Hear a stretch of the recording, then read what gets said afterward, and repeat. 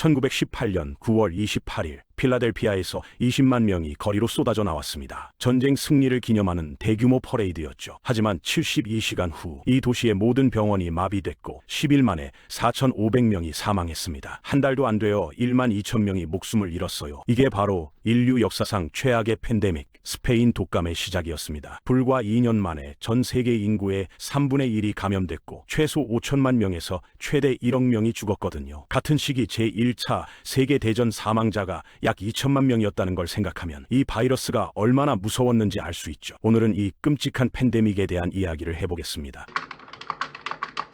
사실 스페인 독감은 스페인에서 시작되지 않았어요. 가장 유력한 기원지는 미국 캔자스주의 펀스턴 기지였습니다. 1918년 3월 4일 한 병사가 고열과 심한 기침을 호소하며 의무실을 찾았는데 점심시간이 되자 100명이 넘는 병사들이 같은 증상을 보였고 일주일 만에 500명이 감염됐죠. 좁은 막사에서 생활하는 수천 명의 병사들, 제1차 세계대전을 위해 유럽으로 이동하는 대규모 군대, 과밀한 군함과 기차는 바이러스 확산의 완벽한 조건이었어요. 바이러스는 대서양을 건너 유럽 전선으로 그리고 전 세계로 순식간에 퍼져나갔습니다. 그런데 왜 스페인 독감이라고 불리게 된 걸까요? 전쟁 중이었던 참전국들은 전시 검열 때문에 독감 발생 사실을 철저히 숨겼거든요. 군대의 사기를 떨어뜨릴 수 있다는 우려 때문이었죠. 하지만 중립국이었던 스페인은 언론의 자유가 있었고 알폰소 13세 국왕까지 독감에 걸리면서 이를 대대적으로 보도했습니다. 정직하게 보도한 나라의 이름이 역사에 남게 된 거예요. 정말 억울한 일이죠. 이 독감은 1918년부터 1920년까지 세 차례의 큰 유행 파도를 일으켰어요. 첫 번째 파도는 1918년 봄에 시작됐는데 비교적 온화한 증상을 보였고 사망률도 일반 독감 수준이었습니다. 많은 사람들이 가벼운 감기 정도로 여겼죠. 하지만 1918년 8월부터 시작된 두 번째 파도는 완전히 달랐어요.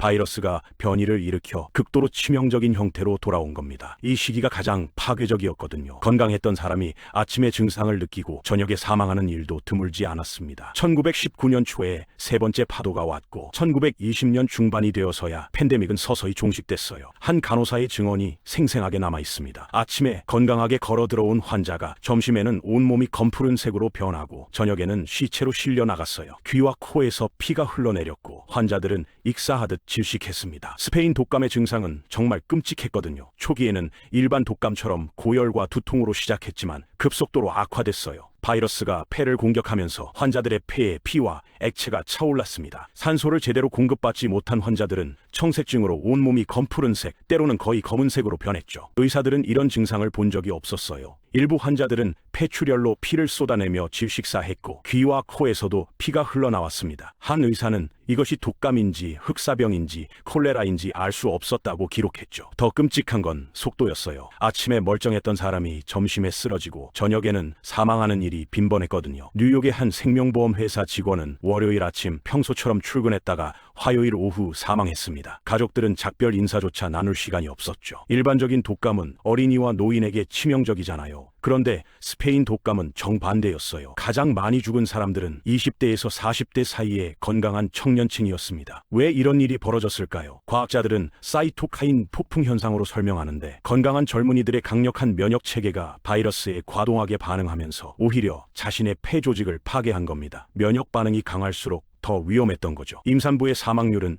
특히 충격적이었어요. 감염된 임산부의 절반 이상이 목숨을 잃었고 살아남은 경우에도 대부분 유산했으며 태어난 아기들도 대부분 며칠 내에 사망했습니다. 스페인 독감은 부자와 가난한 자를 가리지 않았어요. 28세의 오스트리아 화가 에곤 실레는 임신한 아내 에디트와 함께 감염됐습니다. 에디트가 먼저 사망했고 에곤은 3일 후 그녀의 뒤를 따랐어요. 그의 마지막 그림은 자신과 아내 그리고 태어나지 못할 아이를 그린 가족 초상화였죠. 프랑스 시인 기욤 아폴리네르도 1918년 11월 전쟁이 끝나기 이틀 전에 독감으로 사망했습니다.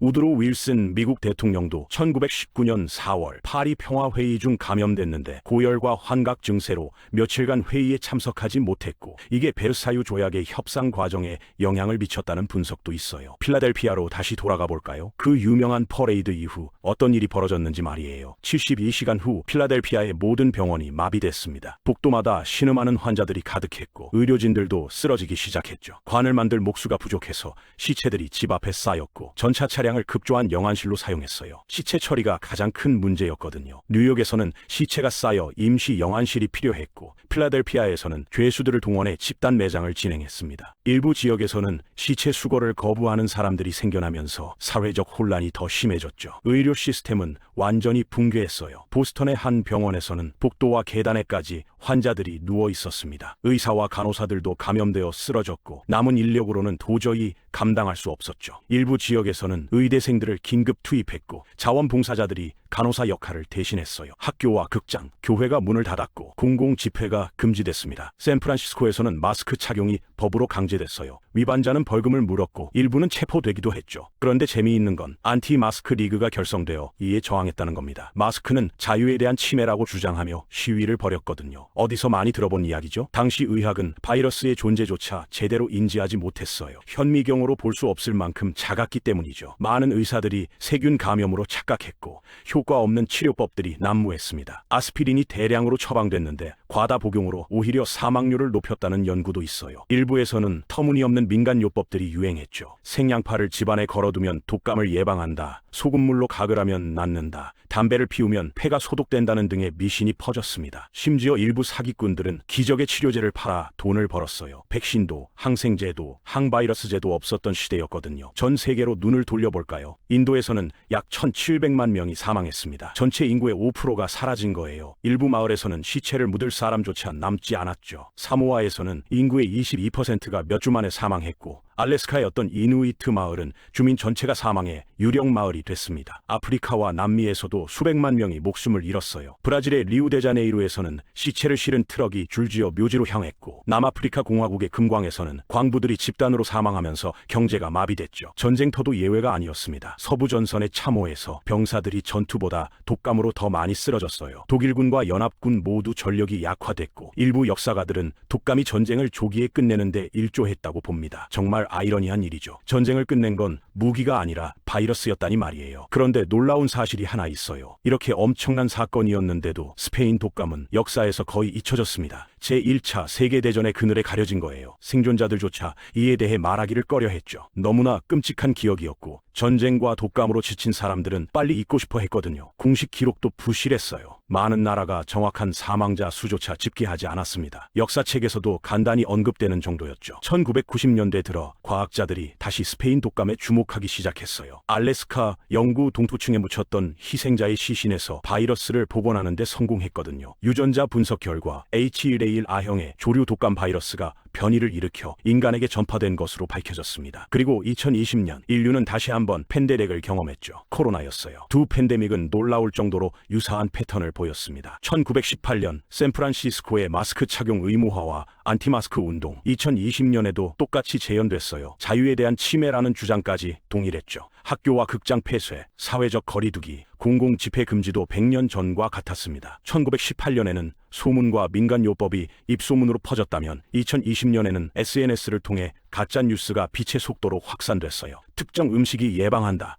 특정 약이 기적의 치료제라는 주장도 똑같았죠. 1918년 필라델피아 병원의 복도에 쌓인 환자들, 2020년 이탈리아와 뉴욕 병원의 복도에 누운 환자들, 100년이 지났지만 의료 시스템 과부하 문제는 동일했습니다. 물론 차이점도 있었어요. 1918년에는 바이러스가 무엇인지조차 몰랐지만 2020년에는 몇 주 만에 바이러스 유전자를 해독하고 1년 만에 백신을 개발했거든요. 항생제로 2차 세균 감염을 치료할 수 있었고 인공호흡기와 집중치료실이 많은 생명을 살렸죠. 하지만 근본적인 교훈은 같았습니다. 조기 대응의 중요성, 투명한 정보 공개, 국제 협력의 필요성, 그리고 과학에 대한 신뢰 말이에요. 필라델피아가 퍼레이드를 강행해 4,500명이 사망했듯이 2020년에도 초기 대응에 실패한 지역들은 큰 피해를 입었습니다. 역사는 반복되는 거죠. 스페인 독감은 단순한 역사적 사건이 아니에요. 그것은 경고였습니다. 보이지 않는 적이 전쟁보다 더 많은 생명을 앗아갈 수 있다는 것, 인류가 얼마나 취약한지를 보여준 사건이었죠. 1918년 독감 바이러스의 유전자는